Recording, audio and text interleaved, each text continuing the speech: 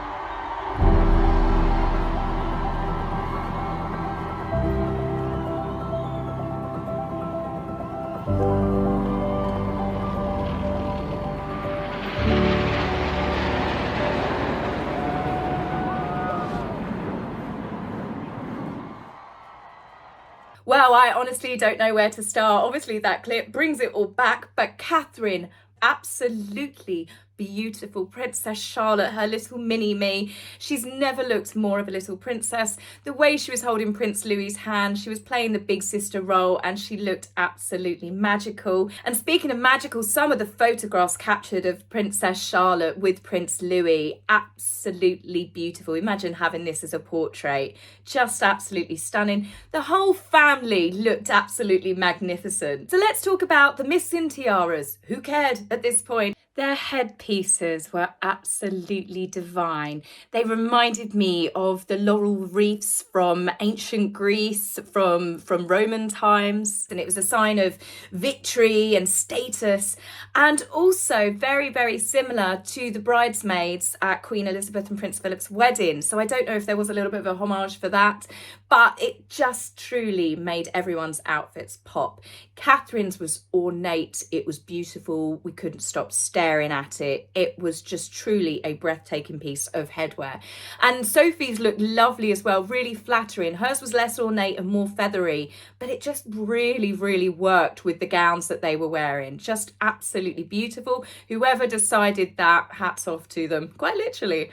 In another beautiful photograph, which I love that made me go really gooey, was this photograph of the Duchess of Edinburgh, Sophie, the way she's looking at Lady Louise, who lady is an understatement. Look at her poise. She looks looks absolutely graceful, and Sophie's just looking at her so proudly. It really was, again, another beautiful family portrait, one for people to treasure. Now, there was another surprising breakout star other than Princess Anne's hat, and that was actually Penny Mordaunt. She is the leader of the House of Commons and the Lord President of the Privy Council. She's also the first woman in history to carry the state sword. She has also quite clearly got guns of steel. She did have a holster on to help with the weight of that sword, but the fact that she arrived there, she slowly walked in the procession in a cathedral in high heel shoes. No wonder she quickly later changed out of them at the first opportunity. We feel your pain, Pen. Honestly, the things that us women have to do for fashion. But she was absolutely amazing. Just the way she carried herself and that great big heavy historical sword. Truly, she was, as I said, no one expected that on their bingo card for the day. We saw the lovely Zara and her husband Mike Tyndall up. Zara was wearing a beautiful pale blue outfit. It wasn't pink for a change. Instead, a fellow relative might have beat her to the punch, and that was Princess Beatrice, who looked absolutely gorgeous in a fuchsia pink dress.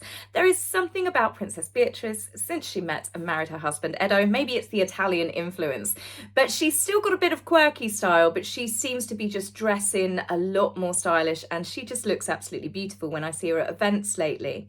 She also arrived with her younger sister, Princess Eugenie, and her husband Jack. Princess Eugenie, who is coming along quite quickly with her second pregnancy. Eugenie's actually been spotted in a couple of lovely outfits in the past week, which I will talk about one of them in tomorrow's video. Now, they, of course, were also accompanied by the ginger one, the one that no one was speaking to, really. You could see that Eugenie and Beatrice, there were some cordial, basic conversations, but no one wanted to chat to him. And can anyone blame anyone for not wanting to? The fact that he has sold them all down the river. Now, this was a moment where it was awkward watching. I did have a glimmerer. You could hear All By Myself, the song screaming in the background as Harry walked down. And it was a moment where you think, it was sad for him to have to do that, but then you're quickly reminded that Harry has actually been incredibly horrible to all of his family, so your empathy quickly just dries up. But the way people were looking at him, it was worse than the Jubilee Walk of Shame. No one was actually looking at him. People were looking past him and would only turn as he walked past. Harry had a goofy grin on his face, which was awkward, a lot of it, and over animated, I suppose. Could have been nerves, could have been high. Who knows these days? He just, I don't know, it's a very strange thing to see him. I don't know why he came. I don't think anyone really understands why he came, because he was there for an hour. It's not like he was visiting charities in the UK and, had been there for a few days spending time with, anyone. He literally came in and left, was one of the first people to leave. And yeah, it's just completely bizarre. So I don't ever want to hear the ginger one preach about carbon footprints and people where they should go on holiday and the mode of transport that they should use, because he literally uses private jets like Ubers. It's insane.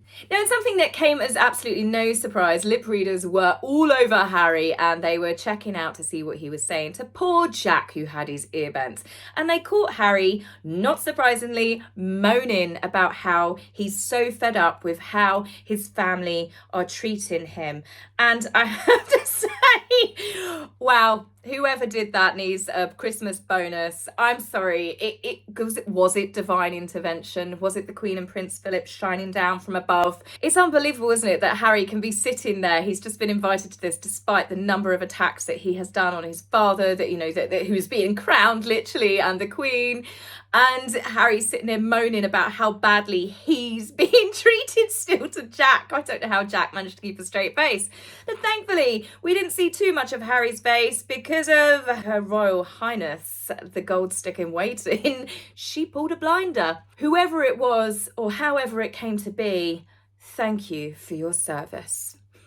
Now, there were lots of other cute little details that we saw throughout the day. Camilla's dress, the bottom of her gown, she had it embroidered, and I have to say this was incredibly cute. She had her 2 rescue dogs embroidered onto her dress, and she also had the names of her 4 grandchildren who were working as pages. Absolutely lovely tribute to her grandchildren. Just, yeah, just very, very thoughtful, very sweet. As for Catherine, her earrings were worn previously by the late Princess Diana. They were absolutely breathtaking.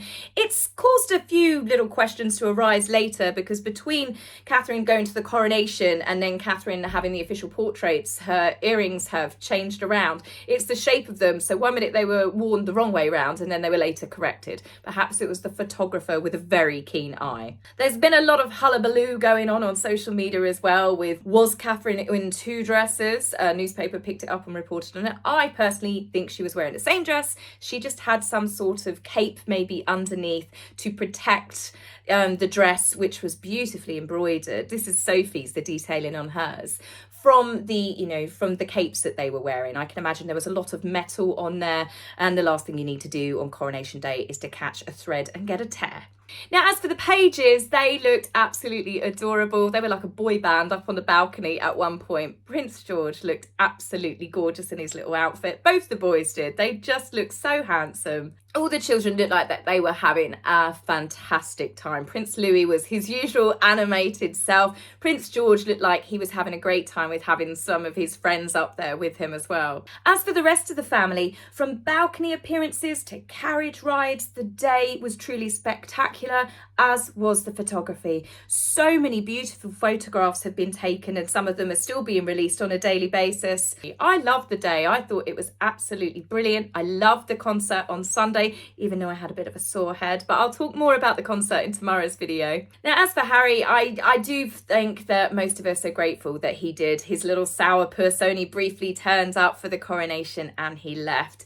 He'd apparently done a little bit of merching, taken a leaf out of his own wife's book, and it was promoted that he was wearing Dior custom made. And as lots of people embarrassingly pointed out on social media, it was a crumpled mess. And apparently the tailoring, which I must admit with no experience in it myself, did look pretty shoddy at the back. The panels weren't lined up. So it's possibly more plausible the reason why Harry came. It's not because he wanted to spend time with his family and be there for his father. It's because he had a deal with Dior and Meghan needs to make sure her next couture gown, which funny enough, we'll see if it's Dior again when she goes and gets her award later this month. As for the rain, if you remember when I said at the beginning of the last video people were wishing for it, well, it didn't ruin anyone's fun. The whole day was amazing. If anything, it made for more stunning photographs of all of the members of the royal family. Truly beautiful shots, including this one by my favourite royal photographer Chris Jackson, who managed to capture the perfect moment as the red arrows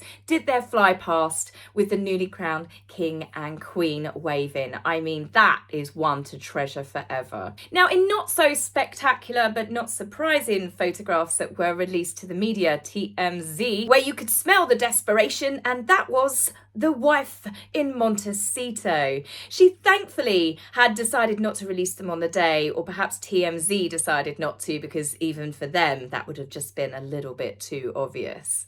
But in less than 24 hours, Meghan had decided to get dressed up like she's an extra in the latest Indiana Jones film and go for a hike.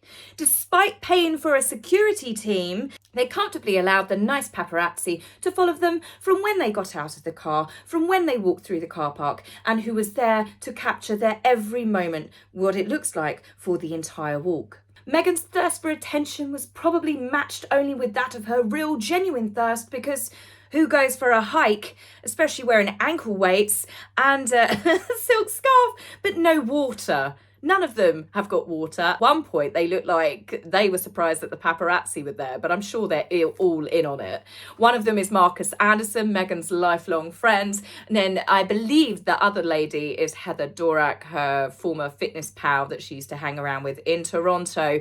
And then, of course, Meghan's longest friend that she's managed to retain, the Paps. One thing is clear with the silk scarf, the wonky sunglasses and the ankle weights, which look like they're going to snap her legs, is the fact that Meghan meant business. Even for Meghan, she posed for a ridiculous number of shots, and I don't know if she's hurt her back genuinely Why is she doing that with her arms? Is she flexing? She does look the slimmest that I think I've ever seen her, to be fair, but she is literally walking around like, I'm a little teapot. Or perhaps she's getting ready to audition for a new version of Peter Pan. I just don't understand why she did that, and she did it a lot. There's multiple shots of her doing it throughout the walk. It seems rather bizarre. I think she was flexing to show that she's lost weight and she's got toned arms. It was just really bizarre. It's clear that Meghan wanted to be photographed looking happy, looking carefree. So carefree, she's gone on a hike with no water and wearing approximately £175,000 worth of jewellery. As you do on a hike. Meghan wants the world to know that she is living her best life. Noticeably, again, without her husband, who I'm sure was just sitting at home on the sofa with the children watching Sunday's magnificent Coronation concert. So guys, I will be back with you tomorrow where I'll be talking about the concert, I'll be talking about the big help out, and I'll be talking about how wonderful Meghan was to J.R. Moehringer when he lived with them whilst writing Harry's biography. Did you know she bought him sweets? Yes, I know, you can't wait. So anyway guys, I will be back with you soon. Take care for now. Bye.